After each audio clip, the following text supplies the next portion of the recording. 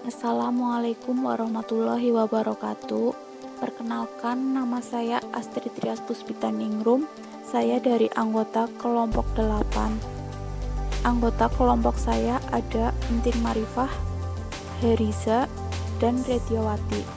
Di sini saya akan mempresentasikan tentang kompetensi profesional guru menurut UUD nomor 14 tahun 2005. Pengertian kompetensi profesional guru menurut Undang-Undang nomor 14 tahun 2005, kompetensi adalah seperangkat pengetahuan, keterampilan dan perilaku yang harus dimiliki, dihayati dan dikuasai oleh guru atau dosen dalam melaksanakan tugas keprofesionalnya. Jadi, kompetensi profesional adalah kemampuan seseorang guru dalam mengelola belajar dan mengajar.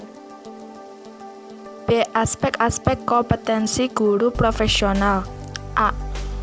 Kompetensi pedagogik. Dalam Standar Nasional Pendidikan, penjelasan pasal 28 ayat 3 butir A dikemukakan bahwa kompetensi pedagogik adalah kemampuan mengelola pembelajaran peserta didik yang meliputi pemahaman terhadap peserta didik, perancangan dan pelaksanaan pembelajaran, evaluasi hasil belajar, dan pengembangan peserta didik untuk mengaktualisasikan berbagai potensi yang dimilikinya. B. Kompetensi kepribadian. Dalam Standar Nasional Pendidikan, penjelasan pasal 28 ayat 3 butir B dikemukakan bahwa yang dimaksud dengan kompetensi kepribadian adalah kemampuan kepribadian yang mantap, stabil, dewasa, arif, dan berwibawa, menjadi teladan bagi peserta didik dan berakhlak mulia. C. Kompetensi profesional.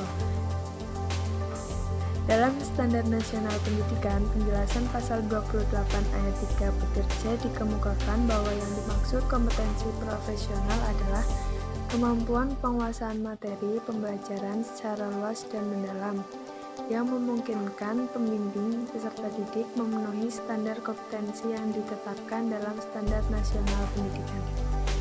Kompetensi atau kemampuan kepribadian yaitu kemampuan yang harus dimiliki guru berkenan dengan aspek kompetensi profesional. Yang pertama, dalam menyampaikan pembelajaran, guru mempunyai peranan dan tugas sebagai sumber materi, di mana materi yang tidak pernah kering dalam mengelola proses pembelajaran. Kegiatan mengajar harusnya disambut oleh siswa sebagai suatu seni pengelolaan proses pembelajaran yang diperoleh melalui latihan, pengalaman, dan kemauan belajar yang tidak pernah putus. Yang kedua, dalam melaksanakan proses pembelajaran, keaktifan siswa harus selalu diciptakan dan belajar terus dengan menggunakan metode dan strategi mengajar yang tepat. Guru menciptakan suasana yang dapat mendorong siswa untuk bertanya, mengamati, mengadakan eksperimen, serta menemukan fakta dan konsep yang benar. Karena itu, guru harus melakukan kegiatan pembelajaran menggunakan multimedia sehingga terjadi suasana belajar sambil bekerja, belajar sambil mendengar, dan belajar sambil bermain, sesuai konteks materinya. Yang ketiga, dalam hal evaluasi, secara teori dan praktik, guru harus dapat melaksanakan sesuai dengan tujuan yang ingin diukurnya. Jenis tes yang digunakan untuk mengukur hasil belajar harus benar dan tepat.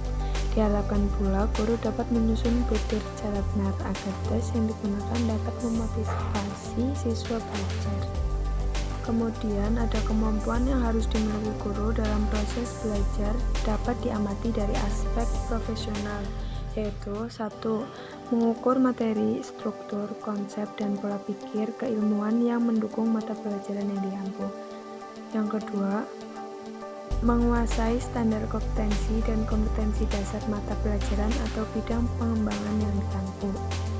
Yang ketiga, mengembangkan materi pelajaran yang diampu secara kreatif, mengembangkan keprofesionalan secara berkelanjutan dengan melakukan tindakan reflektif. Yang keempat, memanfaatkan teknologi informasi dan komunikasi untuk berkomunikasi dan pengembangan diri. Kompetensi sosial. Dalam Standar Nasional Pendidikan, penjelasan pasal 28 ayat ketiga butir ditemukan bahwa yang dimaksud dengan kompetensi sosial adalah kemampuan guru sebagai bagian dari masyarakat untuk berkomunikasi dan bergaul secara efektif dengan peserta didik, sesama pendidik, tenaga kependidikan, orang tua, wali, peserta didik, dan masyarakat sekitar.